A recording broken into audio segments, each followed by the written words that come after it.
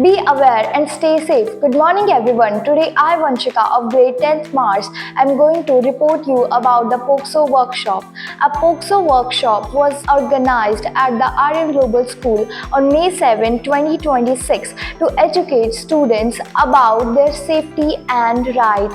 Creating awareness today ensures a safer tomorrow set the tone for the session, which focused on awareing them about alarming situations, understanding personal boundaries, and encouraging them to speak up against abuse. Our school principal, Mr. R.K. Khanna sir, motivated the students to be aware, fearless, and confident to speak up against any kind of misconduct. Through interactive discussions and real-life examples, students gained valuable information and confidence and awareness, which made this session more insightful and enriching.